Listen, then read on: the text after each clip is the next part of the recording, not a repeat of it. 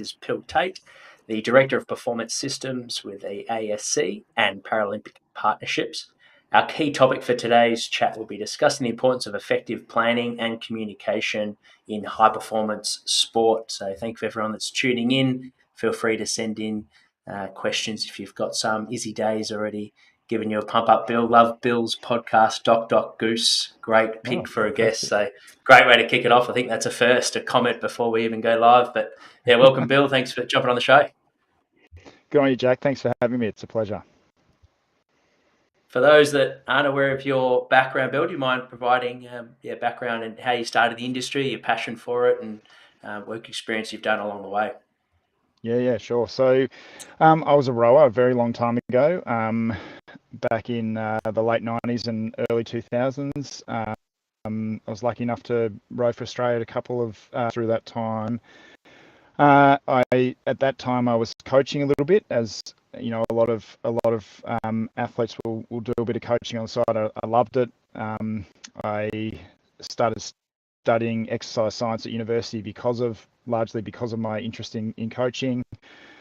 When I finished from the early 2000s, I transitioned full time into coaching as a career. Started at school level, then through club level, and ultimately spent almost 10 years coaching on the Australian national team and working for the Victorian Institute as one of the squad coaches, and then ultimately the head coach of rowing at the VIS. I was lucky through that period. We obviously, many of your listeners would be aware, we had a golden era of rowing through the early 2000s, and you know, but I was very fortunate to be connected and able to coach some of the most exceptional rowers that we had through that period, and it certainly it was the most fun that I think I will ever have in my career. I can't imagine doing anything that's more challenging and more enjoyable than that. And that finished up in around about 2017 when I transitioned into the role of which ultimately became the General Manager of High Performance at the Victorian Institute of Sport. It saw me overseeing a handful of programs. I think at one time or another I've managed most of the programs that were at the and that looked very different in each environment. Some environments I was working quite closely with coaches. Others were really just trying to set the conditions for success around ensuring they had great performance teams, and there was good planning cycles in and around behind our coaches. And I also oversaw the startup of the VIS's Coach Development Program, which is a shared program between the Australian Institute of Sport and the VIS. And then very recently, I transitioned across into my new role, which is working for the Australian Sports Commission and the actively looking after or overseeing the engagement of the network. So the Institutes of Sport and our games delivery partners in the AOC, Paralympics Australia and Com Games Australia, and how they work to support our sports in delivering the outcomes for the high performance sports system. Is, you know, at the Olympics, Winter Olympics, Paralympics, Winter Paralympics and Com Games, through this, you know, what's called the green and gold runway up until Brisbane, and also a big part of my role is shared across with Paralympics Australia, where my role there is to oversee the engagement of in support of, you know, outstanding Paralympic outcomes at major events coming up. So that's a bit of a whirlwind tour, but mainly coaching. Most recently, you know, a lot of management, and now more into the strategy stuff at a broader high performance sports system level. Very good. Yeah, thank you for sharing, mate. It provides good context on the topic and why you chose it, I guess. Along your journey, both from an athlete as well as coach, who have been some strong influences or mentors, if you like, that have helped shape your philosophy? Yeah, I've been really lucky, as I said. First and foremost, it would be a number of the key athletes that I got to deal with when I was training. I had I rode right on the back end of the era of the awesome foursome, and so I had athletes, and the one probably who I learned the most from is Drew Ginn, you know, multiple Olympic gold medalist. But I would say the most creative and physically determined person I know. He taught me so much about how to go about solving a problem and not seeking to solve it the easiest possible way.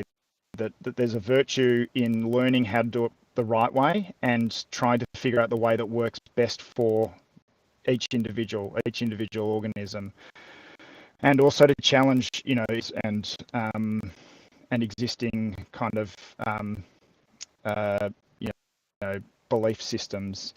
And my wife's my first wife, my late wife Sarah Tait, who was an exceptional athlete, one of the toughest athletes that I but one of the most compassionate and compassionately determined individuals, and she taught me a great deal about calmness and composure under pressure, and I think that's such a virtue in any high performance environment.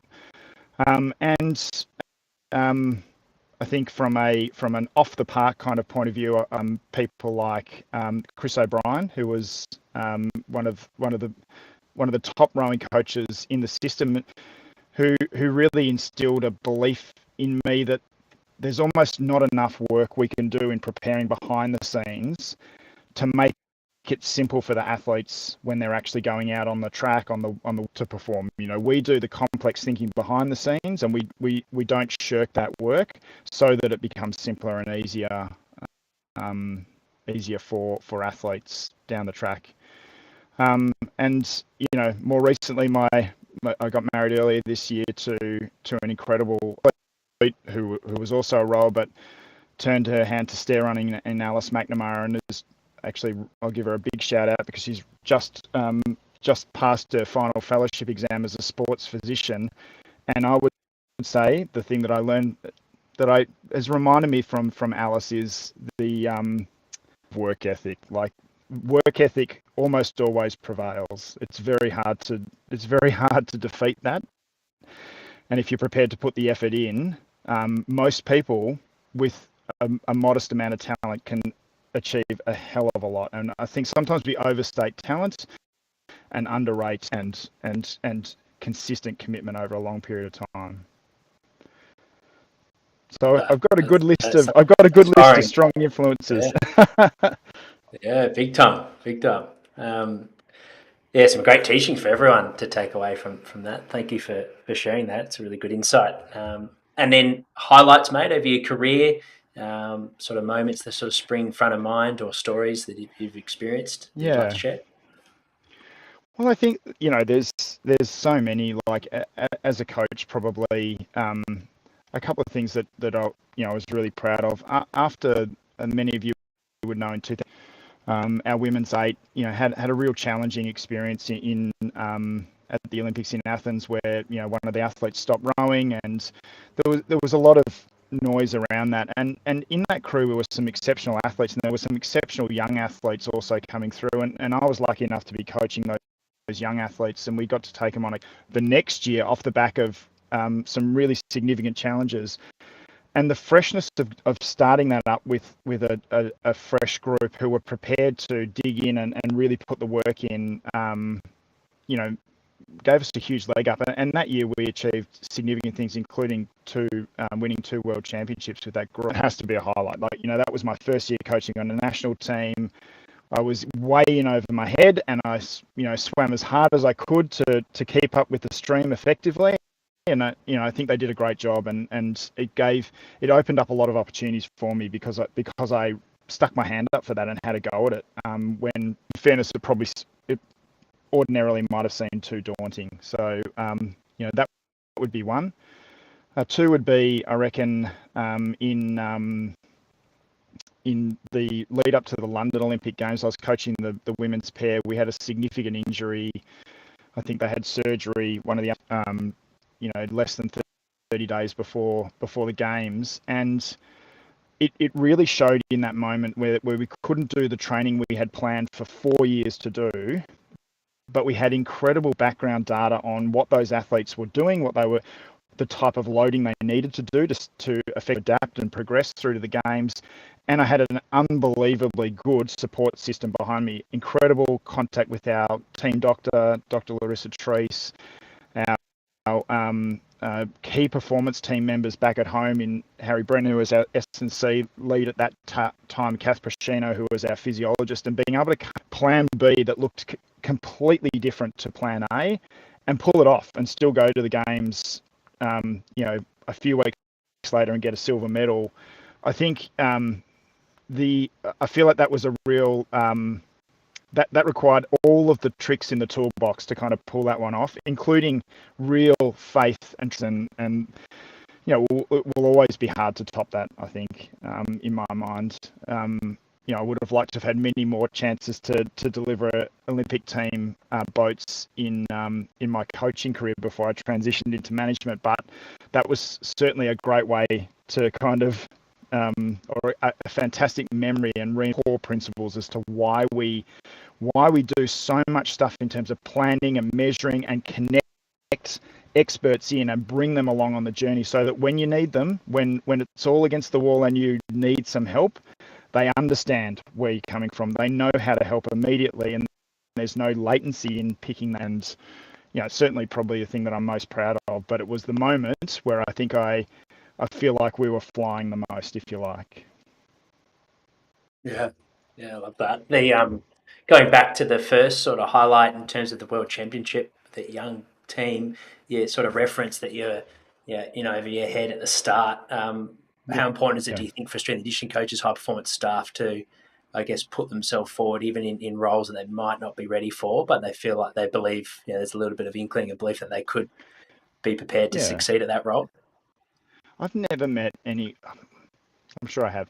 I've met few people who are really at the ultimate end, who haven't been incredibly ambitious and had to take chances before they were ready. Like it's almost been a core coaching philosophy of mine not to hold people back, not to put a sort of a glass ceiling on people. And I know that sometimes you can come unstuck. You can get thrown in at the deep end.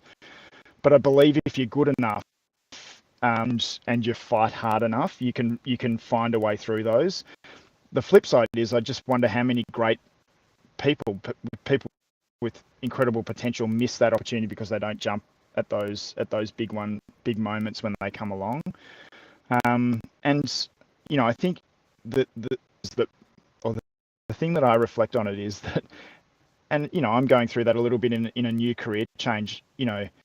As you're trying to work things out, most of the time it seems like the telltale signs are pointing towards it's not going to work out. But you've just got to stick at it. You've got to persistence over the journey, and just not listen to that doubt in your mind or whatever it might be. That's falling for those doubts is the surest way to failure. Resisting that and keeping on opens up that window of opportunity for success so much longer. And I would say, that's really critical. And S&C coaches, all performance team members and coaches, there are a few opportunities. They don't come along every day, and you've got to go hard or go home when they do come along, I think. Yeah, such great advice. I think for anyone that's looking to make the most out of their career or life in general. And on the flip side, significant challenges or biggest challenges that you've faced over your career so far. What did you sort of learn from those experiences? Yeah, I know I was reflecting on this earlier. I mean, there's been so many little things, and I think I spoke then to the moments of doubt where there's, real. It hasn't looked as though things were going to work out, and I've had plenty of times where I've literally, in my mind, I've almost in my mind put blinkers on myself and said, no, in these moments you just have to keep looking one step ahead and keep going at it. Frankly, it's bloody hard in those times, and I think in any high performance environment, whether we were talking military, medicine, business, certainly sport, there's going to be plenty of times if you're really doing something right on the knife edge where it's seeming like it might not work out, or by only one winner at the end. So there's a lot of people who don't win. So you've really just got to keep digging at it, I think, in those moments. I do think the hardest, probably the toughest transition for me was transitioning out of coaching into another role within I was at the point when I was coaching that I was quite confident in my ability to understand problems with athletes, help them figure out how to solve problems. I was quite comfortable dealing with athletes. I think many coaches might find times, if they're honest with themselves in their career, where they'd be by athletes at times or in situations, and I was beyond that. So I was in a good groove as far as delivering the hands-on coaching role and all the planning and integration that worked around that.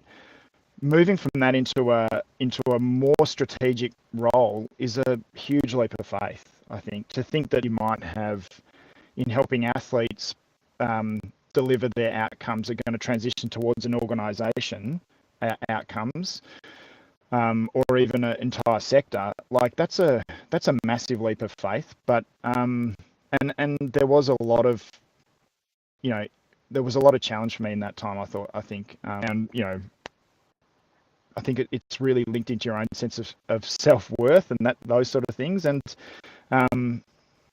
on reflection, I look back at it and think it seems like a bit of a no-brainer. Like, of course, these skills are going to transfer well. Of course, the credibility that you have from having dealt in the cold situation is going to help you in navigating those issues at a more strategic level. But, there's no doubt that as you start out on that next step, you're kind of pushing off from the docks, and you don't even know if you've got a paddle anymore, sort of thing. So it's a nerve wrack, and that doesn't change straight away. It's not like you go into the next job and into the next part of your career, and within 3 or 4 weeks you think, oh, I've got this now, I know what I'm doing here. Like, it takes a long time to sort of put those pieces together and feel like you've then got your suite of operating packages that you can utilize.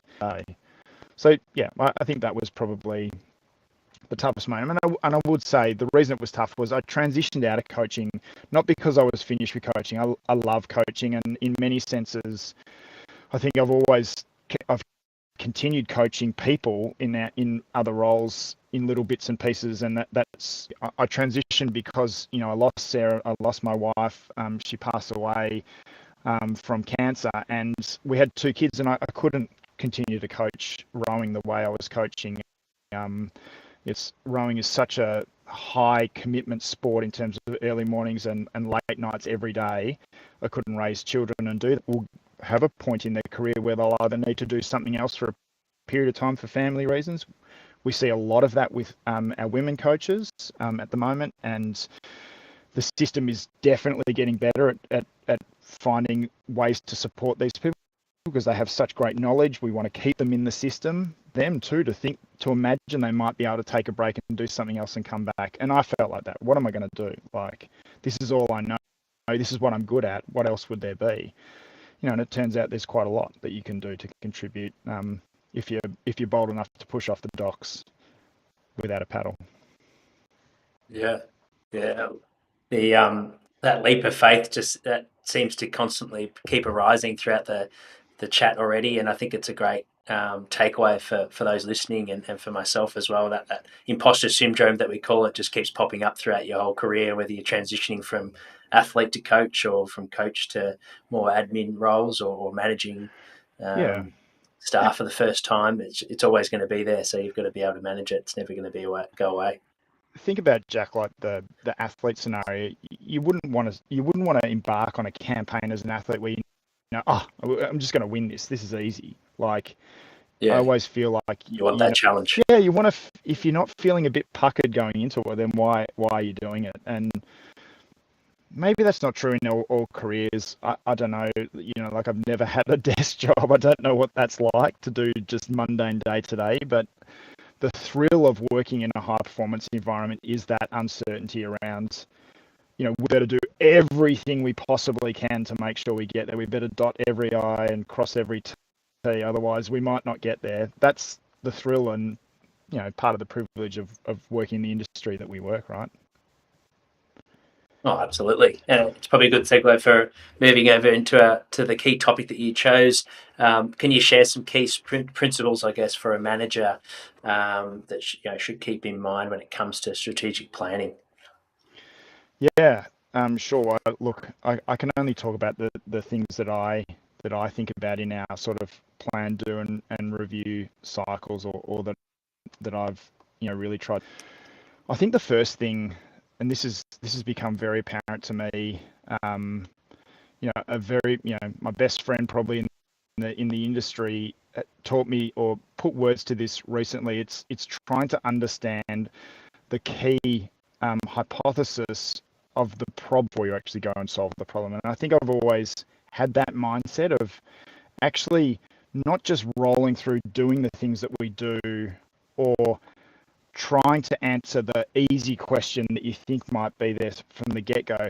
If you're trying to solve a problem like the athlete needs whatever that measure is in terms of height, speed, whatever, what is the gap that we're trying to solve? Then what are all of the things that could go towards impacting that gap? What are all the reasons that could underlie us being able to get to that? And then they're into a well articulated plan. So the first thing I would say is in planning is understand the problem that you're trying to solve for in the first instance, and don't conflate and confuse those things with the things you've always done and or that have always been done.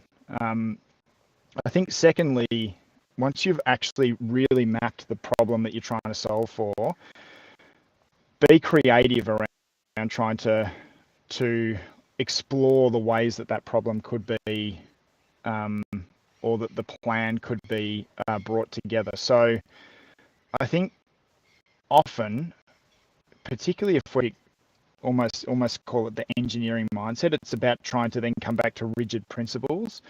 But we're dealing with very high performance sport particularly is a very complex environment. There's a lot of things changing all the time. So an element of creativity and freshness is important because of that. I also think it's important because one of my key principles that I used when I was writing training programs was, we're trying to always beat and defeat the diminished returns you get from just doing the same thing. You're always trying to think of, when are we starting to lose that extra benefit from doing this thing, and do I need to change the signal? When do I need to change the signal to continue to adapt? And I think I like that in overall planning. If we just roll it through the same template process all the time, the adaptation that they get from any plan, whether it's a commitment to a training plan, a commitment to an organizational plan, is going to fade over time. So having that freshness from a little bit of creativity and planning problem is probably the next thing that I think is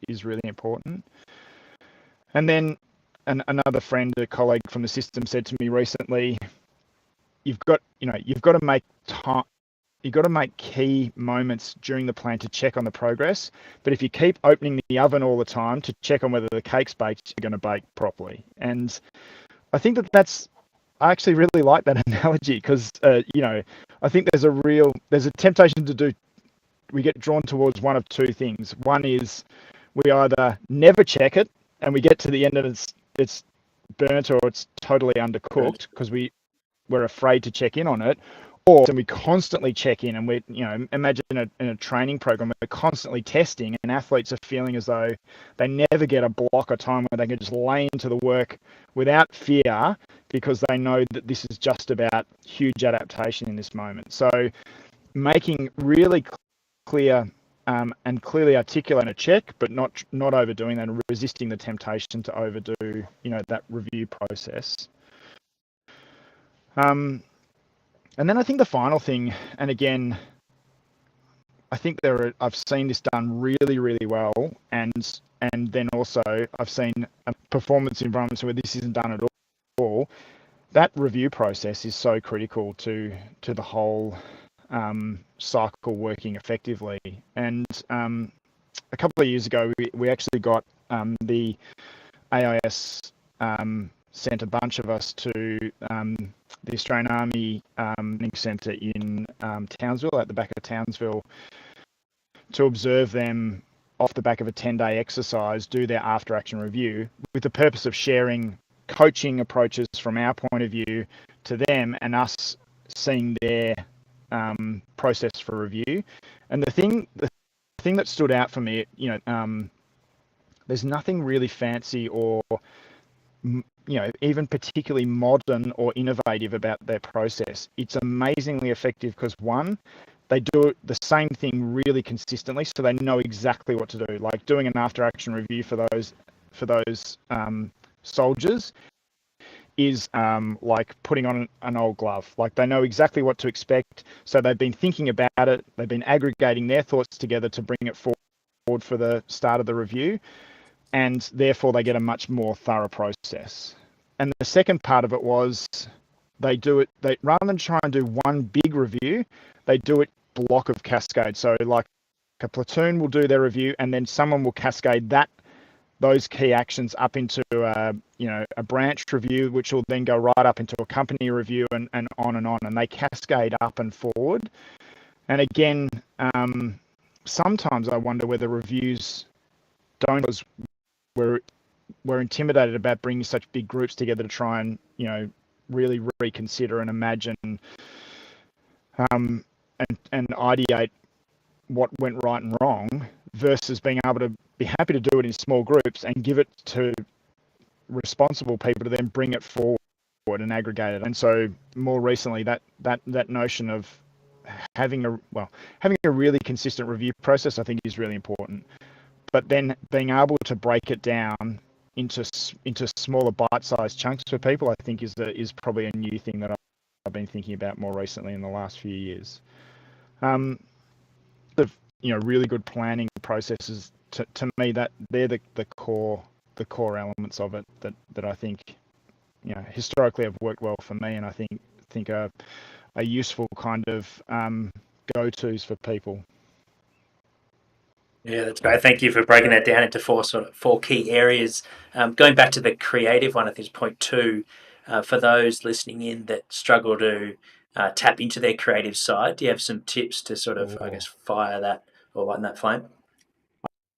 This is an area of huge interest at the moment for me, because I think I didn't think about it a lot. I actually realized that I'm a talentless, and I think I have like no talent, but I love the process of being creative, and it's something that I really admire in people. I think I've seen we've had people that have come and talked to us from even people from like Cirque du Soleil that do really deliberate evoking activities ahead of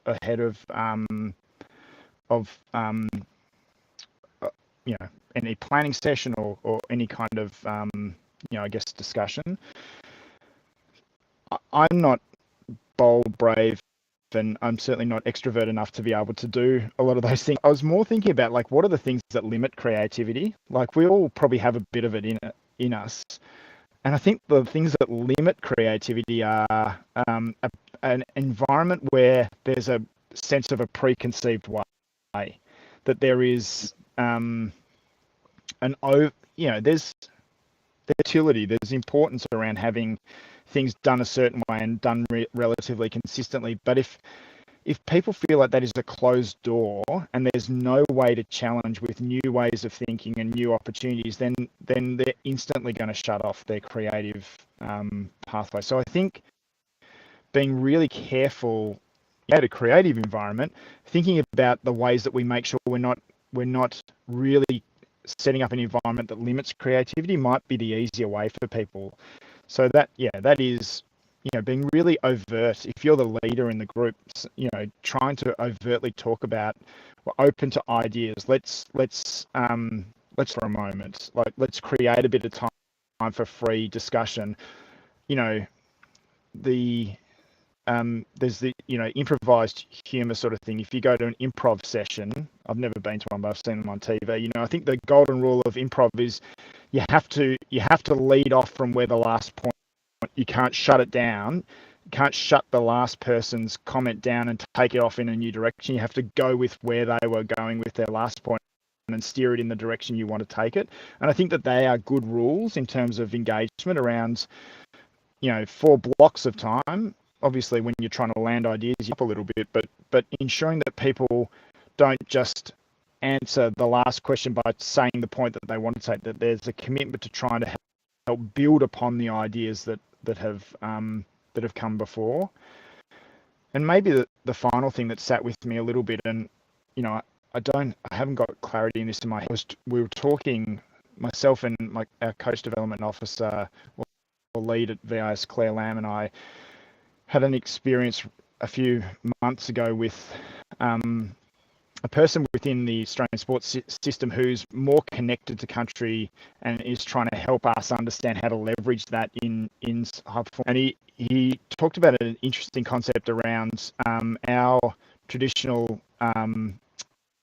custodians of our land talking more effectively around the campfire and sharing ideas in the spirit of building knowledge together, not sharing ideas in an effort to try and replace someone else's ideas. And I think that sometimes in sport, particularly where we come at it from a real expert mindset, there is a sense of I want to replace your idea with my great idea, and your idea gets shoved off to the side, versus that idea of I'm going to share you some knowledge. If that helps you and that builds upon your that scaffolds around your understanding of performance, that's success to me. Like, I'm not here to replace your ideas.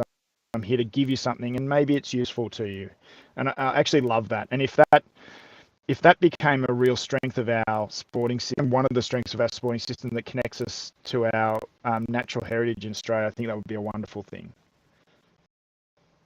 Absolutely. And going back to that in terms of like reviews and the reflection piece as a team, do you think the environment that you're hosting that review, like around having it, let's say, on a campfire and just going outdoors compared to, I guess, in an office, can help Yeah. stimulate a bit more creativity and different lateral thinking? If that's if that's one of the key areas that the group needs. Yeah.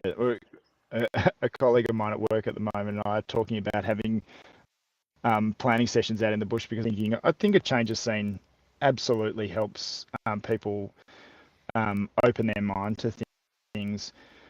I also think the opposite of that is true. Just doing it at work I would say, does limit some people's ability to tap into their side and their open to new ideas side of their personality that they might, that they're more than capable of, but when they're in a familiar environment, they operate in that familiar way. And we've seen that live. Like we've had experiences. When I was working at Victorian Institute of Sport, we would bring incredible people in to deliver some kind of professional development opportunity for the group.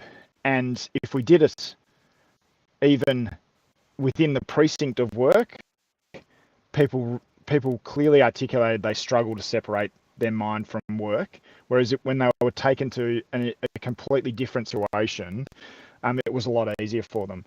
And, one of the things I know a number of footy clubs will do, the professional footy clubs in Melbourne, many of them have used the Victorian Institute of Sport from time to time to bring the whole playing group and performance team after, key matches or season to do review days outside of their own environment. They've got great performance environments. Our AFL clubs in Australia are incredibly well set up. And they probably have as good of facilities as most of the Institute of Sports do. But a change of scene is really valued to them in terms of being able to open people's minds to next step that they need to take the game to the next level or their performance to the next level. So yeah, I think environment is pretty important. Yeah, well said. And moving on, I guess, for the athletes listening in, I guess putting your coach's hat on, what are some practical tips to improve communication on game day or event day or where the pressure's at its highest? Yeah, look, I think I've thought a lot recently about performance language, and I think it was something that I never thought about it in a formal sense when I was coaching, but I think I was always very deliberate with the words that I use. Like words have meanings, and using them for their specific sounds so stupid to say that. Really, words have meanings, but they often get interchanged with other things. And I've heard in rowing, for example, in my native sport, When we were doing analytics, a lot of the time, people would just get confused between power and speed, or power and force, or even acceleration and speed, and these things would get interchanged. And what it would effectively mean is people were not seeing what they thought they were seeing, and it was causing great confusion. So taking time to find the right, being consistent within the performance team around that language, saying this is what we call that and that is what that means, I think is really significant. And I remember talking to one of the AFLW coaches about that, who Peter Searle, who I think coached the Saints in their early couple of years, who's been a successful coach of women's football in Australia.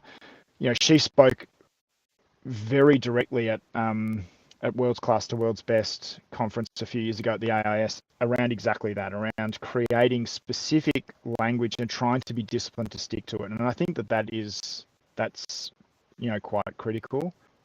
I think the other part of it, and it's somewhat ironic when you're doing a podcast, and I feel like I'm doing 95% of the talking, is consolidating your thoughts down. I would always say to younger coaches, if you came out with me, Jack, even probably having had limited experience with throwing, and you sat in the tinny with me, see a whole lot of stuff that's going right and wrong. You would look at the symmetry of blade work and even little timing things, and you'd see obvious things that would be not quite right. And you might rightly think, well, why is this guy sitting in the boat and not saying anything about that thing?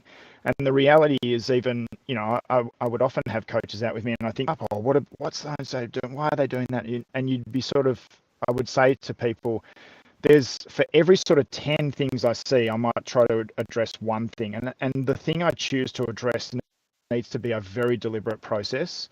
And I'm weighing up constantly, what is the effect of that system? So we're trying to make the boat go as fast as possible from the start to the finish. We're not trying to get the blade work perfect. The timing and the symmetry of the blade entry might be a factor that improves that speed of the bow ball from the start line to the finish line, but it's not a measure of success. So at best it's a pseudo measure of improvement, maybe.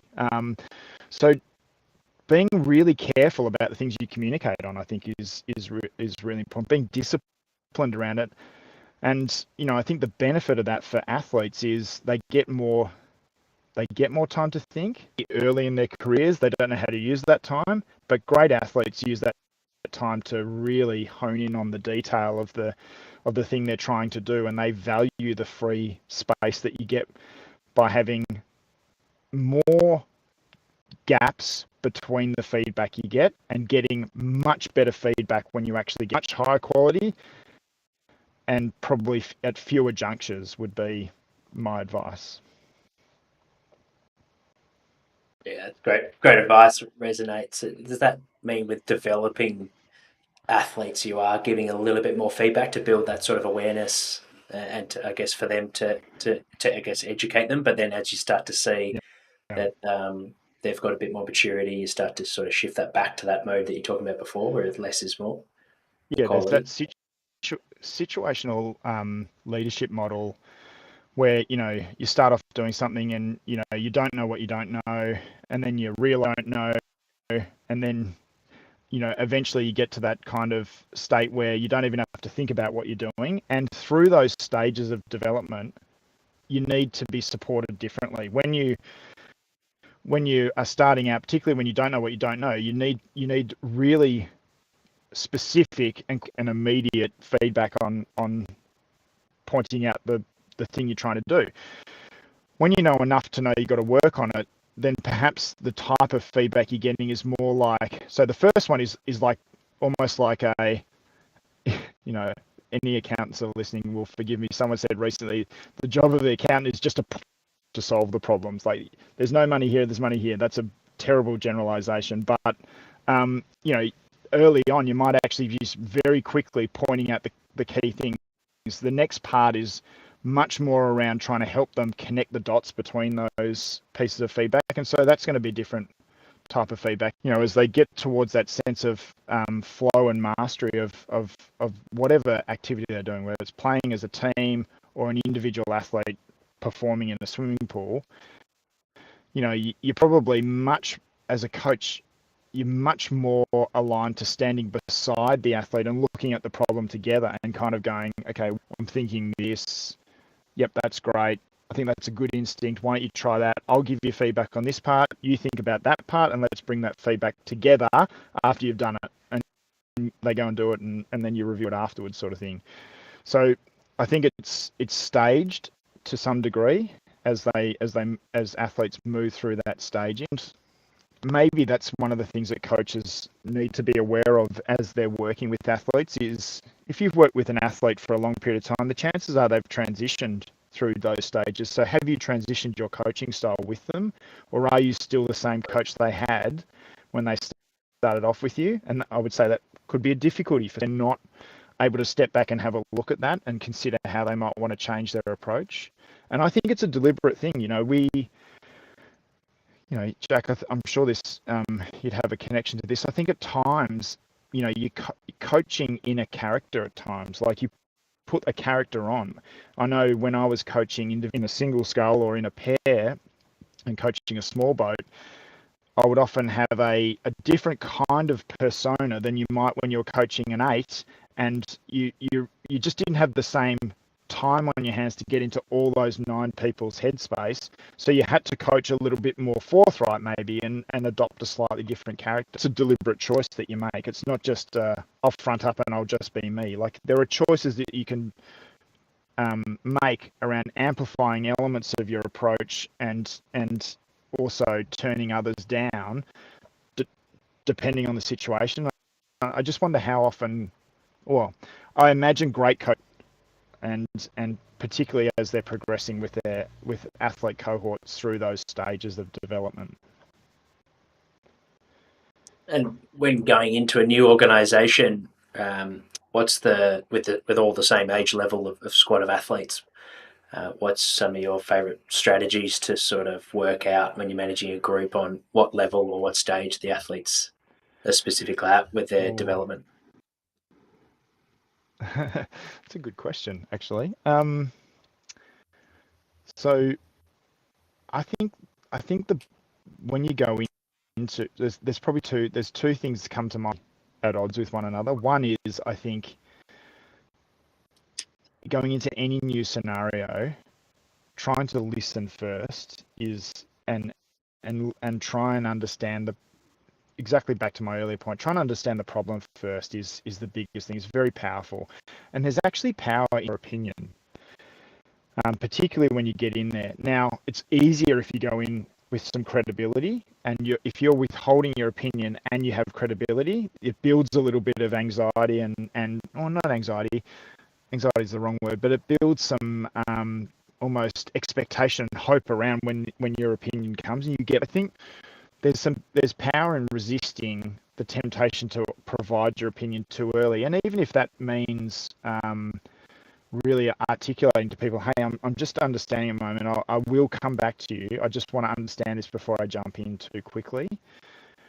I think the second part of it, though, is looking across the sports system at the moment. There's a lot of talk about what makes great coaches, and the one thing I do think about really good coaches is that they're very good instinctually around seeing through noise and getting to the truth of matters. Like they can kind of see bluff and bluster that a lot of individuals might bring into pressured situations to see what's at the core.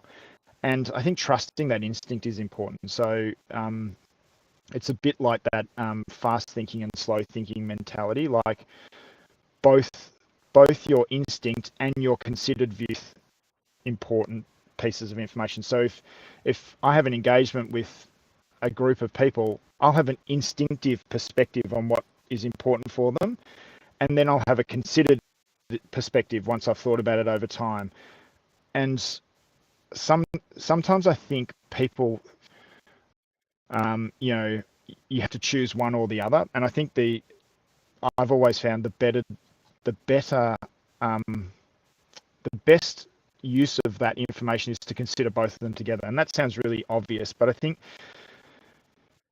people will sometimes disregard their instinct in favor of their and I think particularly for coaches, you only become a good coach, I think, because you have great instincts, and it would be foolish to ignore those in the face of just logic, if you know what I mean. Yeah, absolutely. Yeah, that's the second point: trusting your instincts. Once you've understood the problem and you've had time with the athletes, Yeah, sort of and you start to read issues. taking note of your instincts as well as listening and trying to understand over a long period of time, and using both of those to help you make your decisions about how you're going to approach things. Izzy Days just sent through a question, Bill. What would be your key advice for communicating effectively to large groups? She's working for a state sporting body part, and her role is to communicate changes in policy, results, etc., to a membership.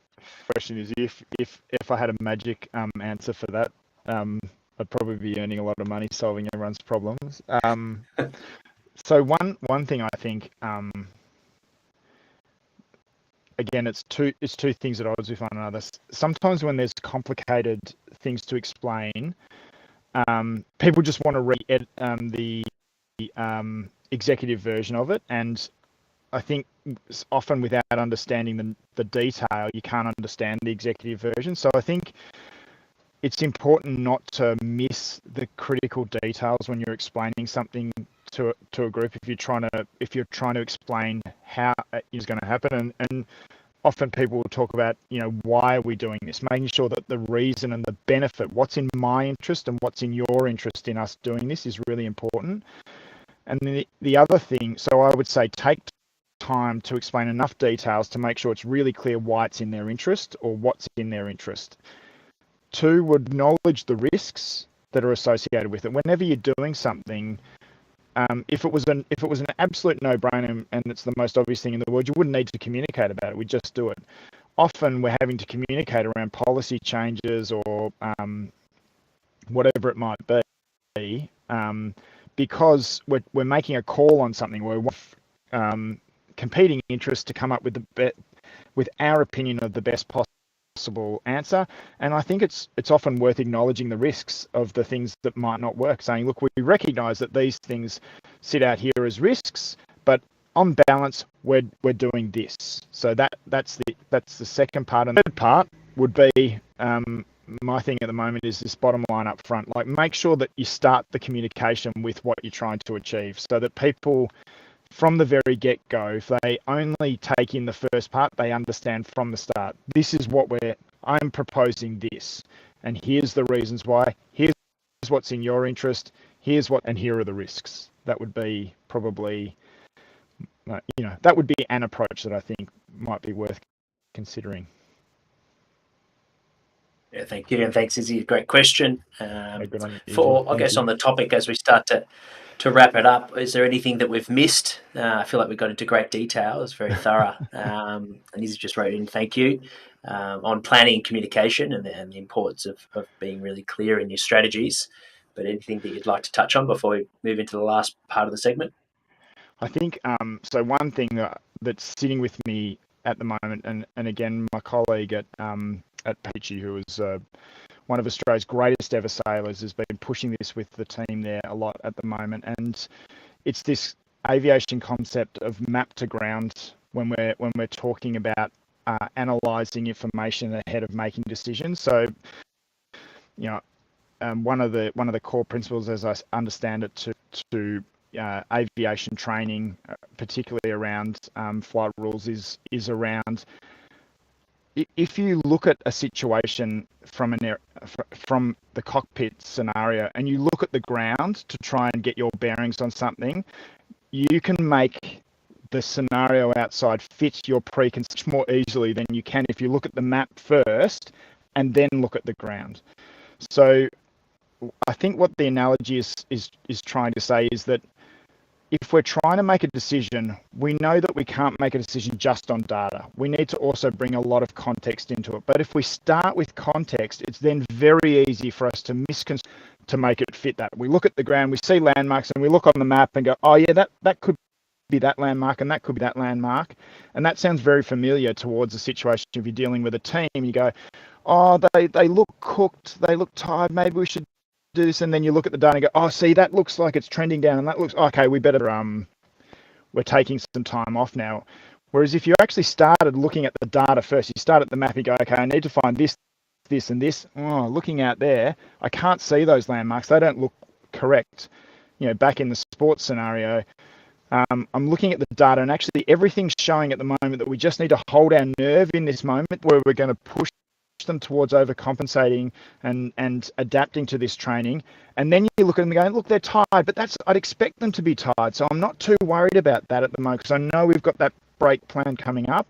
You're probably going to make a better decision. So there is a lot of, I see a lot of people spinning there with data, or do we trust the narrative and the context that comes from experts? And I think you've got to use both, but I think the best approach often is to start with the data and then bring the context in on top of the data that you have. And working really hard informed decisions. Yeah, to make informed decisions. So it's data, and that's the way I think you make great data informed decisions, not data directed. The data starts in the information, and you start with that, and then you look at the context to really understand how it works, rather than risk not really ever unhappily because you've started from a misconstrued point, I suppose, or perspective. Yeah, that's great. Yeah, and great way to wrap up that topic. Moving over to the personal side, mate, in your work life, do you have pet peeves, anything that fires you up from an industry perspective? I'm lucky enough to work in an industry where I like, effectively all the people that I work with I love, and they're fabulous people, and I see the beauty and the strength and the challenge that they have, and that kind of, it overwhelms me sometimes with these people. But the one thing that does frustrate me is a lack of candor in conversations where we dance around and we sort of tiptoe around the issue when we could just talk about the issue. Let's say it's this. Let's put it on the table and talk about it, because we're all involved in high performance sport because we like to get on with things. So let's gilding the lily too much. Let's actually talk to the point. So my pet peeve would be a lack of candor when we're actually getting together with like-minded people who like candor as well. And is that the best way to sort of tackle that? Is just to basically be the first person to raise it and tackle it head on, I guess, so to speak? I do think that maybe not the first person, but I think it's useful to kind of try and label it out if it's happening, to say, look, I'm worried that we're dancing around this. Could at particular, it's probably hard to tell, but I'm 6'8", and so I'm a big bullfed. If I go into a meeting, that it's usually full of people that are much more articulate than I am and much more intelligent, and I can lean back into my bullfed coaching narrative pretty quickly, I suppose, and sometimes actually just falling back is enough, and just say, look, I reckon it's just this. I reckon we're dancing around, it's just this, and put it on the table. And you can almost see the relief come off people's shoulders because we're actually going to get to talk to the points. I think there's some real benefit in just getting back down to basic language and just talking about what it is. And favourite way to spend a day off, Bill, when you get one? Well, we through my wife Alice, we got connected up with a group of people who support ultra endurance racing particularly in the high country in Victoria. So up in as I mentioned, Alice is a doctor, and I've had a bit of bush experience, and a handful of times a year we get to go and support these events out, as far out back as you can get, really, in as remote as you can get in Eastern Australia, realistically, given how hard it is those places. If you're talking about, you're right out the back of Buller and Stirling, so you're hours and hours drive out of there to get to a sealed road.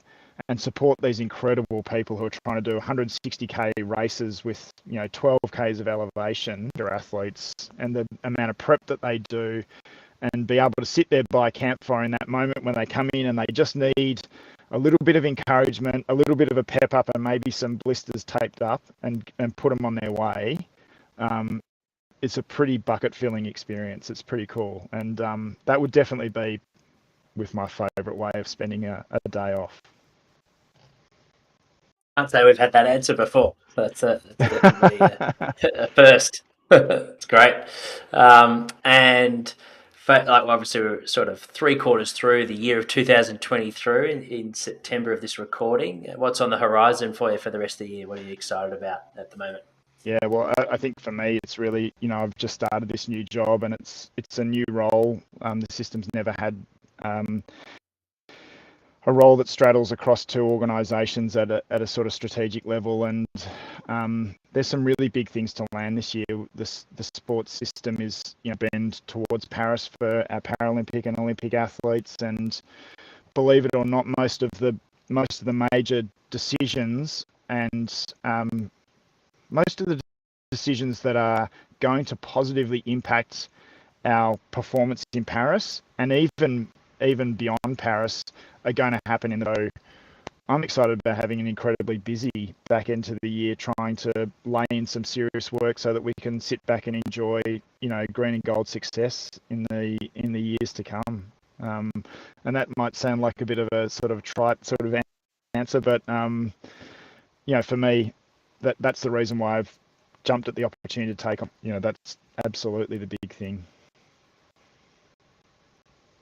And for those that aren't aware of that role that you mentioned at the start, the new role that you're in, what does a typical day look like? A week? How do you sort of split the two? Is That's it? good. That's a great question. Is it? Yeah. I imagine. Yeah. You're only a couple of months in, so you're probably still in that mode of putting it all together, I guess. But especially if it's a new role. But no, look, it's a great is question. there a bit of travel involved? Yeah, I've had quite a lot of domestic travel, and because my role works in support of our network partners, need to spend time with them. I know many, I've been fortunate enough to know many of them, so there's a fair bit of that. But based in Melbourne, so the Sports Commission has an office in the city, so I have a day or two in the city there, which is really useful to cross collaborate with the Sports Commission people. Have a day or two out at Essendon, where Paralympics Australia is based, and that's wonderful because it's a training centre, so you actually are involved in and around athletes. And coming from the VI, one of the best things about that job was I was in a building where there were athletes, sweating every day and doing incredible things. And then there's quite a bit of time online. We're quite good at connecting around the network online through the rest of the time. So it's complicated in terms of Plenty happening. all of the movements. Yeah, but that said, there's never a dull moment, which is actually pretty cool. Yeah, absolutely. Yeah, well, it sounds like you're the perfect man for the job, and thank you for sharing with us both for athletes. I think there was some great practical advice there on communication in high pressure moments, and of course for high performance staff and coaches as well. Some great practical advice around strategies and how to maximise their planning communication in elite sport. So I've got a couple of pages of notes, so I really appreciate it from my point of view, mate, and no doubt the listeners do as well. For those that have any follow-up questions, where's the best place to get in contact?